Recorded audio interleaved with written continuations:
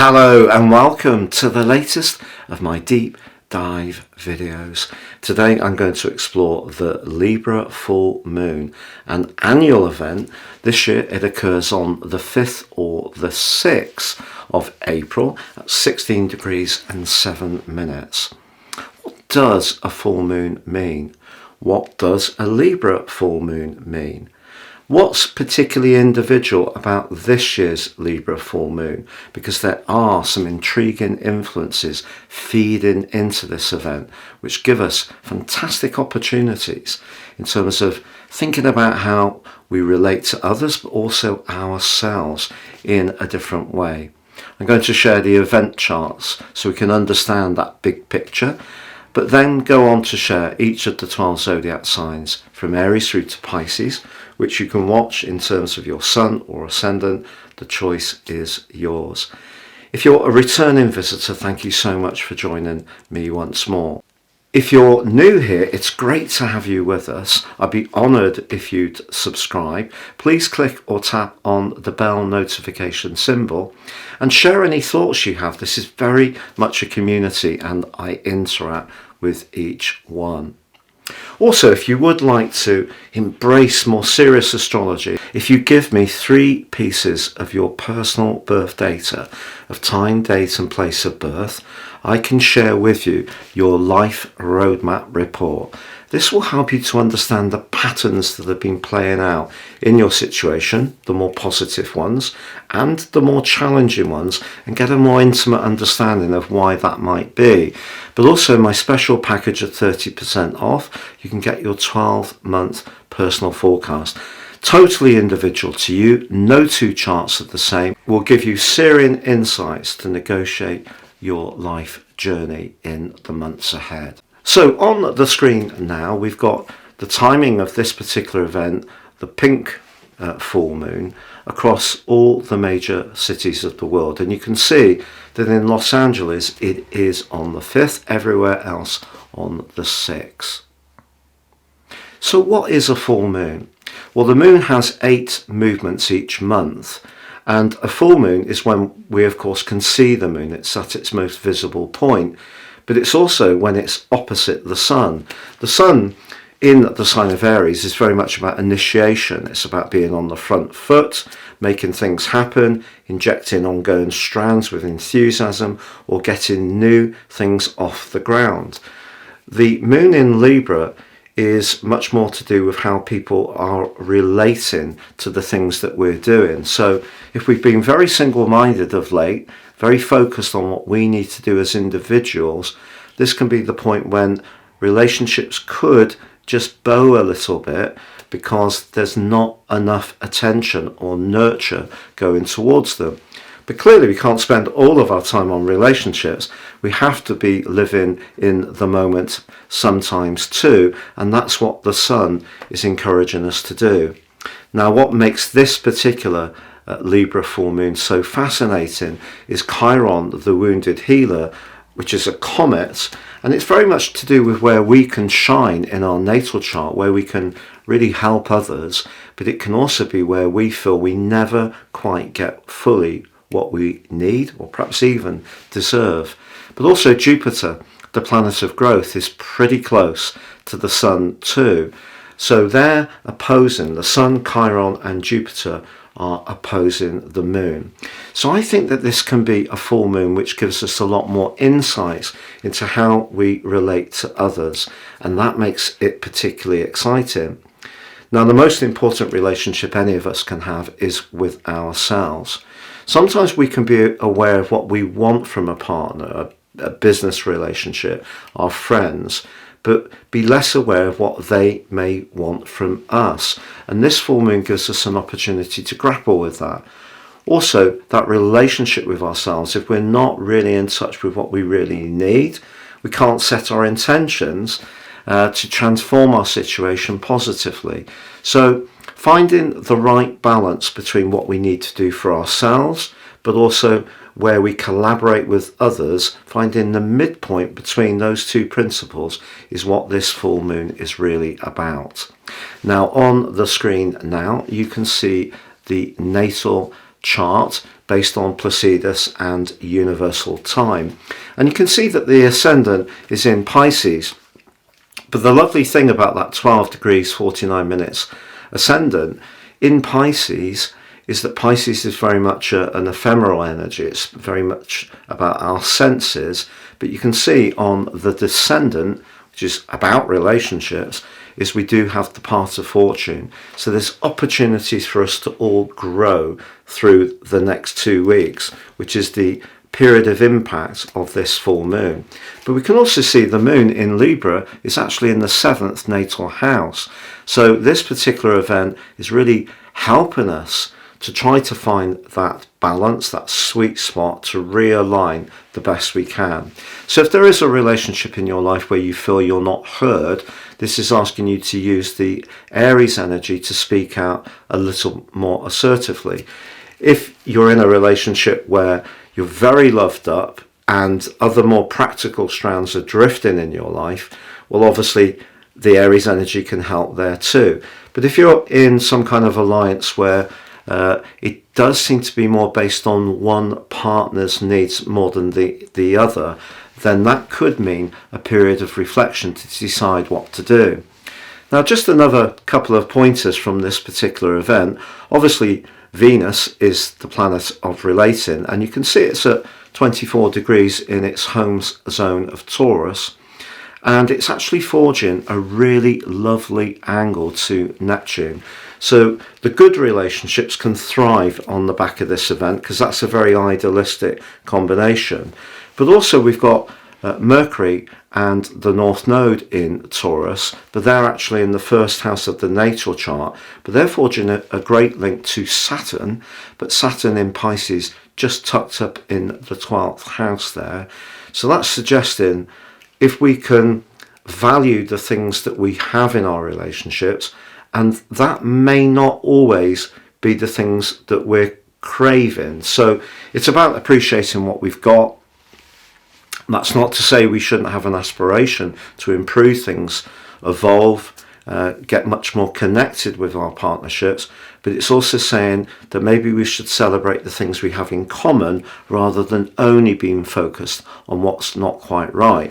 Because in this day of images, obviously we keep seeing through social media these mythical relationships or people who say they've got it all, and that can be very excluding. And I think it's important to remember the realism of life, that even the best of relationships generally will have their plateaus or lower moments too.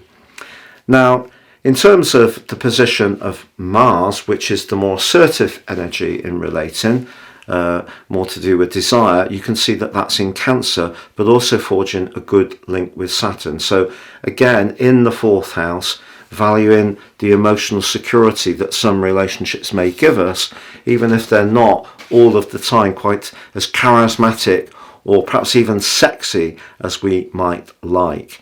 Now, in terms of the solar chart, it's very similar actually to the natal chart this time, because although the ascendant on this is at 0 degrees Aries, the moon still is in house 7, so that doesn't really change.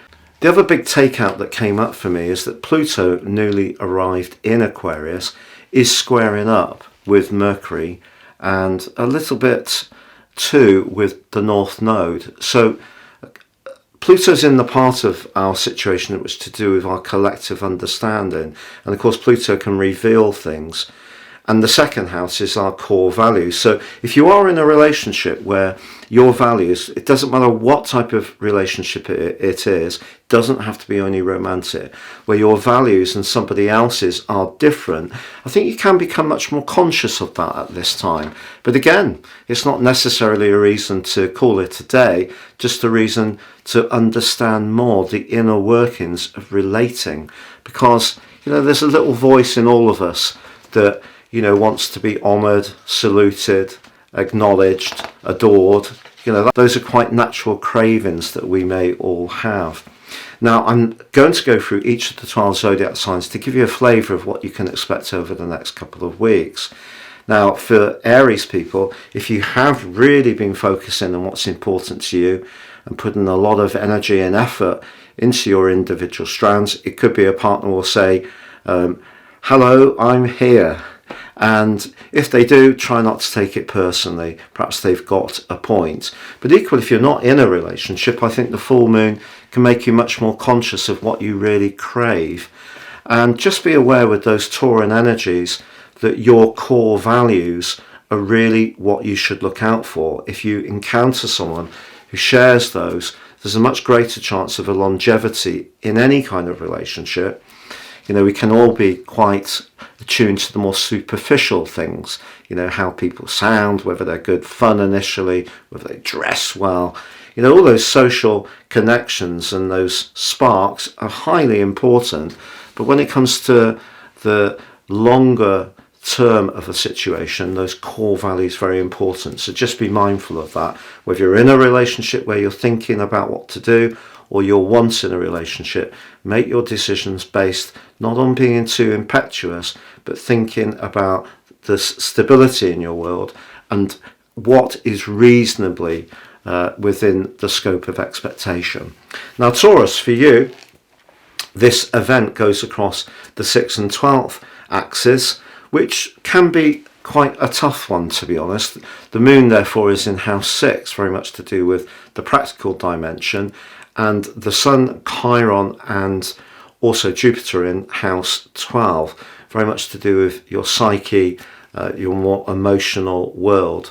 So because the moon's in house 6, if you're in a relationship where you seem to be the only person, whether it's with your kids who do anything to do with the domestic chores, it may be a time to stake your case of how it needs to be going forwards, and other people need to take a bit more responsibility. But I think Pluto being in your 10th house now, clashing with Mercury and the North Node in your sign, suggests that if there's a work-based situation that's a bit political, it would be quite undermining for you if you feel that someone is trying to in some way have some kind of power. And it's not just based on how you go about your tasks and your role, whether you feel that someone's almost enjoying having a degree of domination over you. If that's the case, you may look for another opportunity. But I'd just wait a little longer, perhaps until the sun does move into your sign on the 20th, before making your final decision. Gemini, now for you, the axis here is the 5th and 11th houses. So the Aries energy is in your sector of sociability in your long-term future, whereas the moon in the 5th house of your individual needs. You're really wanting to be adored. The moon in the 5th house, very Leonian, and because there is that Taurus energy still very prominent, we've got 4 lots of it at the present time, and of course Uranus has been there since 2019 in your 12th house full time, since the March. Stuff keeps seeming to come up. Maybe your way of looking at things is just becoming more psychological as time goes on. But if there are any issues around a relationship, because your ruler Mercury is compromised by Pluto, I think your unhappiness is going to be amplified. But if you're single, I think what you're really wanting at the moment is greater spark and interaction with others. But all those Taurus energies may just be preventing you a little bit from being quite as outgoing as you would like. But if you can think about your values with Chiron on the sun and how you relate to groups, there could be some learning that goes on there that will inform some of your decisions about the type of people you can meet up with, the type of activities you can pursue. Now, Cancer, for you, the moon position is in the 4th house, very much in keeping with the energy of your sign, the need for nurture, protection, and potentially hunkering down in an environment which makes you feel really secure. And of course the sun, right at the top of your chart with Chiron and Jupiter, could be pushing you towards some opportunities professionally at the time when you feel perhaps a little more sensitive. But the collection of energy in Taurus for you can be a very good thing, because I feel that you're being encouraged to network. If you're someone who does tend to be a little protected, a little reserved in terms of interacting with others, it's possible that a friend or someone that you're becoming more aware of, or even a source of information, can give you some insights into how to move forwards in your situation. But that classic work-life balance that we're all grappling with all the time, that's really what you're trying to realign with this event, but through the prism of relationships. So you need to speak your truth, essentially. Leo. So for you, the moon's in house 3, very Gemini-like, quick-witted, quick-moving, and very fluid. And the gathering of energy between Chiron, the Sun, and Jupiter in house 9 to do with breaking out. Maybe there's something that you want to shake up in your world and change, and someone close to you wants to resist. It's possible that you're being pushed or feel pushed around your professional situation to make some changes. And that in itself is requiring a lot more dialogue, but I think it's very difficult to disguise how you feel at the moment. One way or another, conversations are going to seem to come into the open, and maybe some issues around relationships or a particular tie that have remained confidential till now. Maybe you will venture out and express how you feel. Now, Virgo, for you, the moon is in house 2, everyday money, your self-worth, your values, and the Sun, Chiron, and Jupiter in house 8. Maybe there will be some kind of expense that comes up over the next couple of weeks, but I also feel that when it comes to relationships, which is what the Libra full moon's about, what you're looking for is depth, intensity, maybe even some sexual energy that feels exciting. And because you've got that array of energy in house 9, Taurus, you are definitely continuing to be pushed to be less focused on just routines and providing services to others and being very obliging in your approach, and to think more about making your life more exciting. Which brings us to Libra. For you, clearly, this moon is very much about if you feel your relationships are not working so well, it's an important couple of weeks for you. But because there's been so much encouragement over the last few years, because of the Plutonian energy, to understand more about what makes you tick and your needs, I think you're more prepared for this event than perhaps even last year's Libra full moon. So this is a chance for you to really articulate what you need. And yes, you can spend a lot of time being a people pleaser, but you've got to please yourself. And I think that gathering of energy in house 8 is the clue. You're wanting things to be more dramatic, so you can have, okay involvements with friends, maybe even someone you meet up with occasionally. What you're wanting is the real deal, a lot more drama. And I think Pluto's asking you to, over the next few weeks, the 11 weeks that it's in Aquarius this year, it's asking you to be bolder about asking for what you need in your love life, romantically, the 5th house. But the 7th house, of course, is very much about relationships and marriage, and that's where you've got Chiron, the Sun, and Jupiter. Jupiter can be the planet of knowledge. Is there some new information that you can find around unpicking the codex that you need to make your relationships more successful? So perhaps that could be through counselling. If you're in a relationship which is bumping along the bottom, someone professional maybe can help as a guide in some way.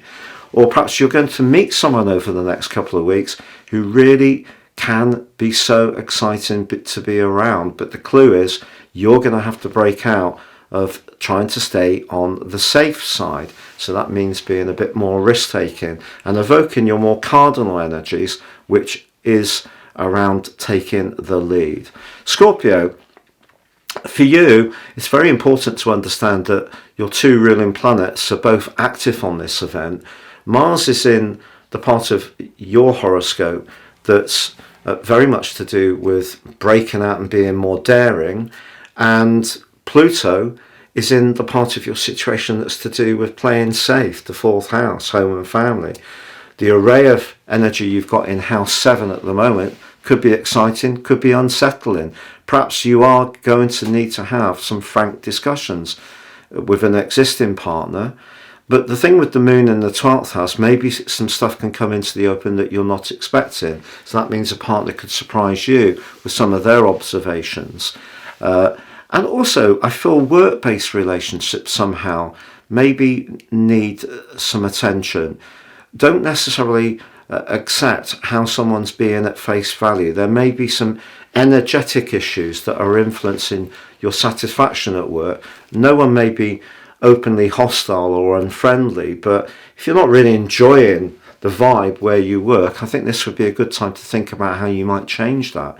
Sagittarius, for you, the moon is in house 11, which is very bubbly, outgoing, friendly and sociable. And having your ruler Jupiter on the sun is absolutely wonderful. Now, we're going to see the sun catch up with your ruler on the 11th. So from now through to the 11th, there's going to be an increase in the potential for you to manifest what you want around your love life. So you have to believe that's possible.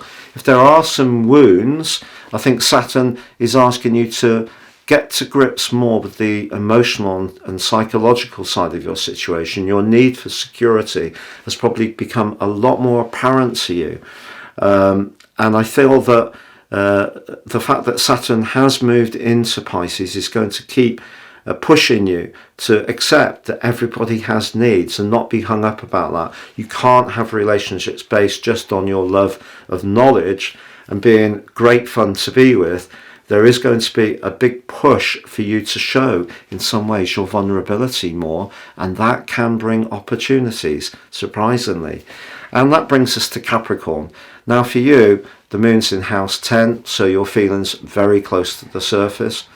And even if you're someone who does like to keep your cards close to your chest, that may be more difficult.